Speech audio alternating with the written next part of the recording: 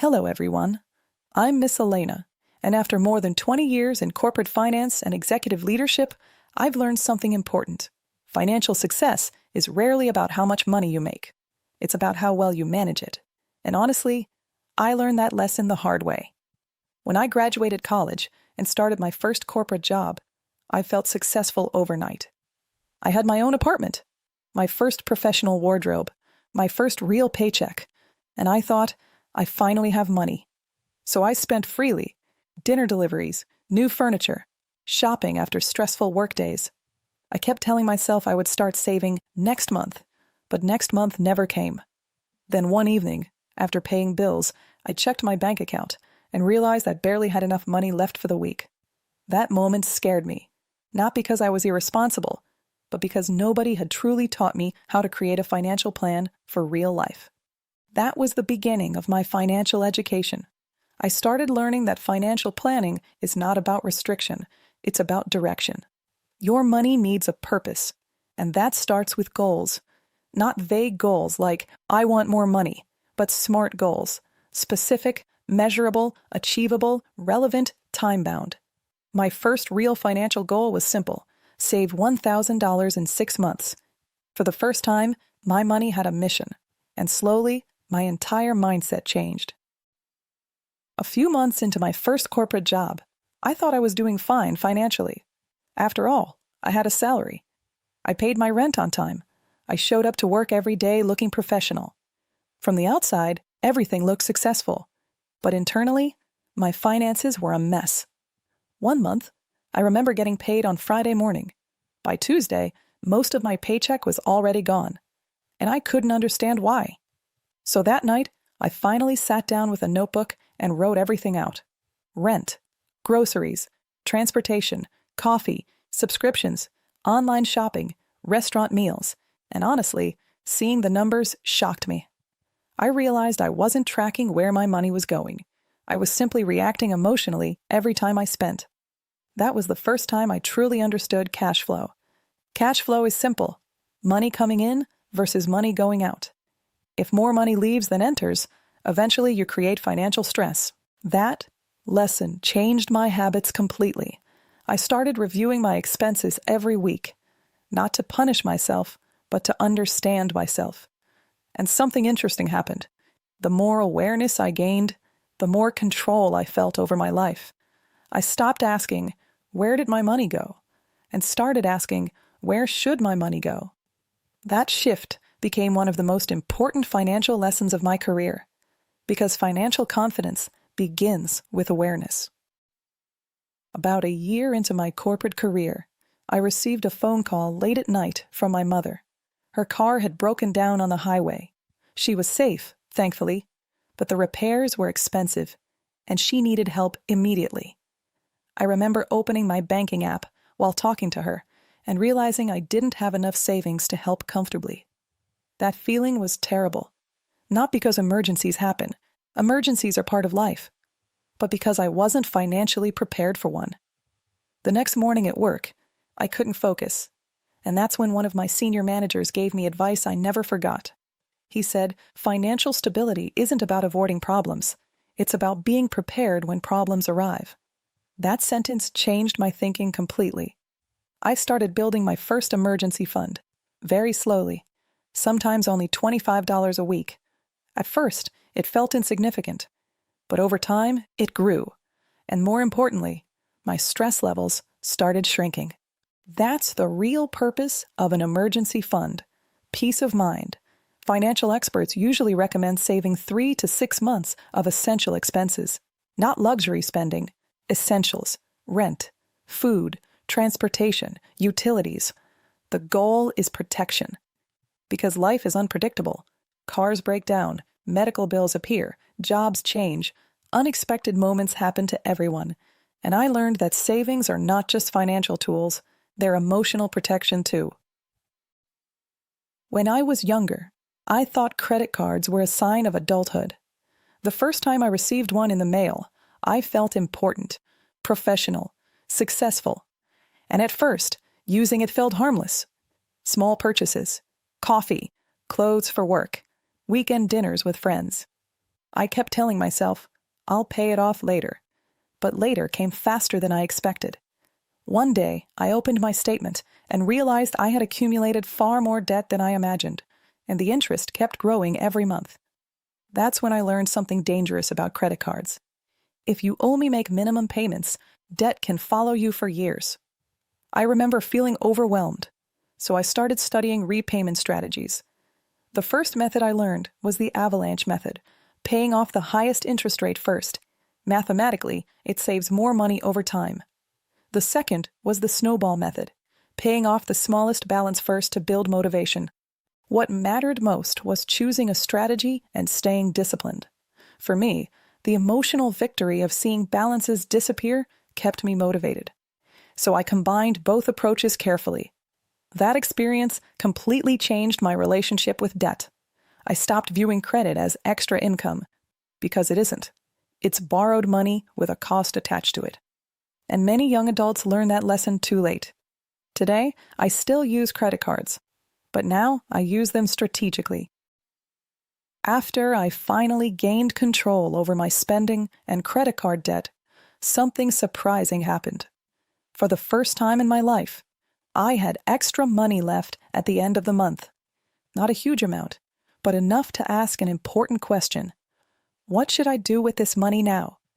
At first, I thought saving alone was enough, so I kept everything in a regular savings account. But one afternoon, a colleague in the finance department explained something that changed my mindset completely. She said, saving protects money, investing grows money. That sentence stayed with me.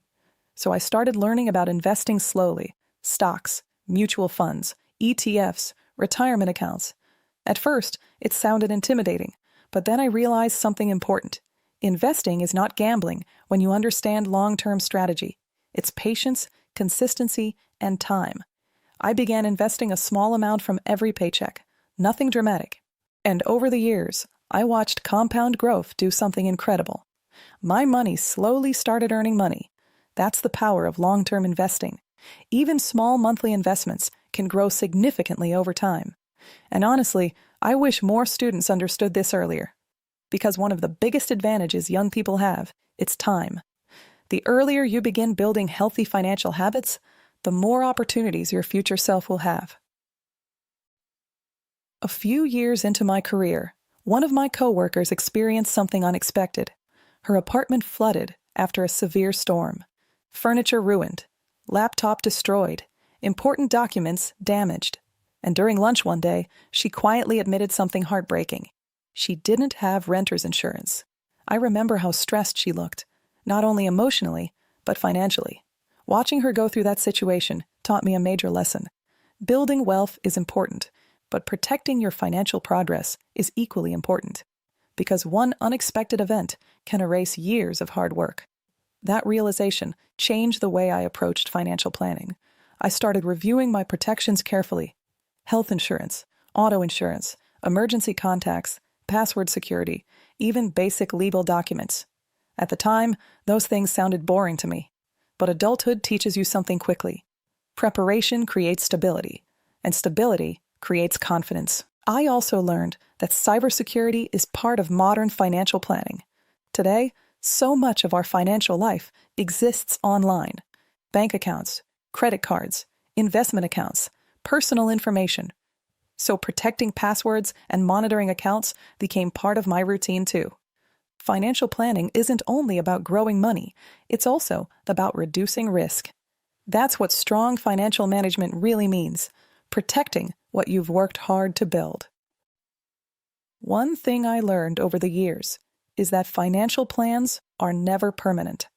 Life changes, and when life changes, your financial plan must change too. For me, that moment happened when I accepted a major promotion. At first, I thought earning more money would automatically solve every financial problem. But something unexpected happened. My responsibilities grew too: longer hours, more travel, higher expectations. And suddenly, I noticed my spending increasing again. Better restaurants, more online shopping, expensive conveniences. It was lifestyle inflation happening quietly. That's when I realized something important. Higher income does not automatically create financial security. Intentional decisions do. So I scheduled a full financial review for myself. I updated my budget, adjusted my savings goals, increased retirement contributions, and reviewed my long-term priorities again. That process taught me that financial planning is not something you do once. It's something you revisit regularly, at least once a year, or any time life changes significantly.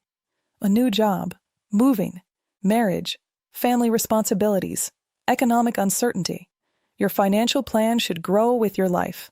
And honestly, that habit helped me tremendously during stressful periods later in my career, because preparation reduces panic, and flexibility creates resilience. As I became more experienced in corporate leadership, younger employees often came to me for advice.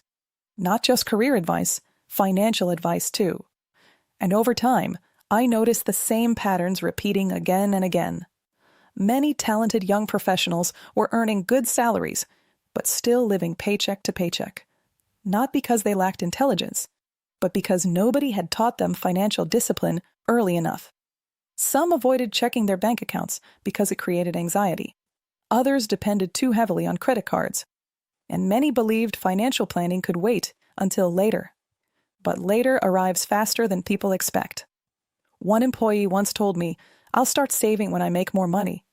And I gently explained something I learned years earlier. Financial habits usually grow before wealth grows. If you cannot manage small amounts responsibly, larger amounts often become larger problems.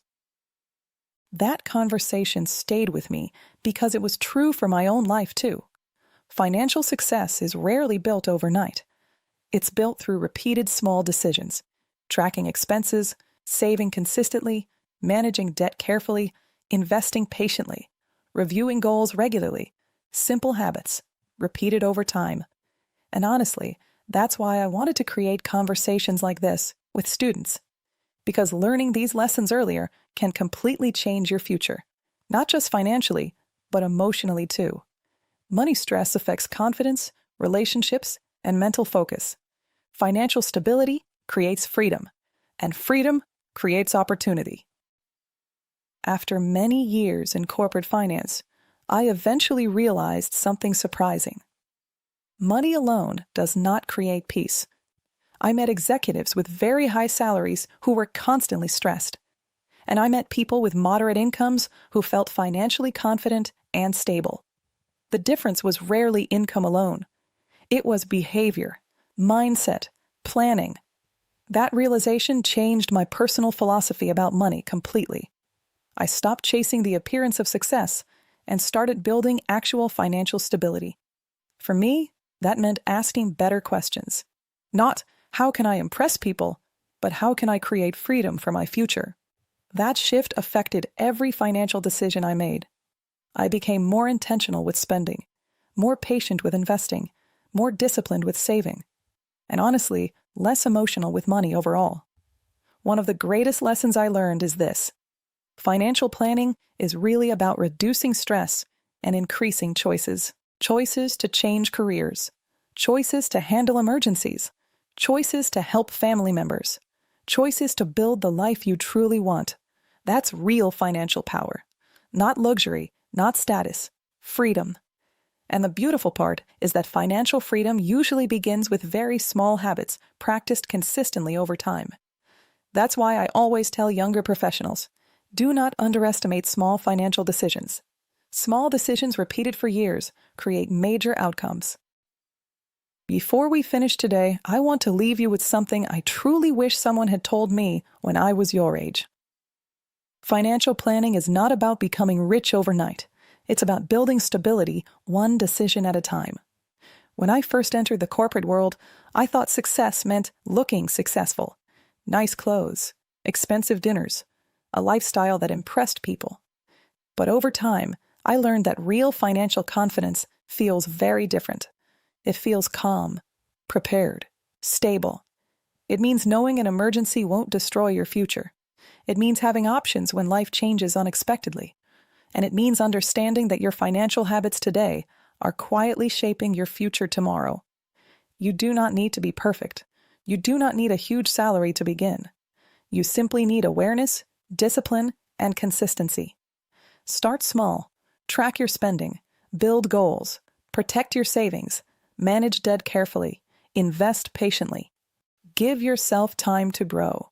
Because financial success is usually not one giant decision. It's hundreds of small, smart decisions repeated consistently over many years.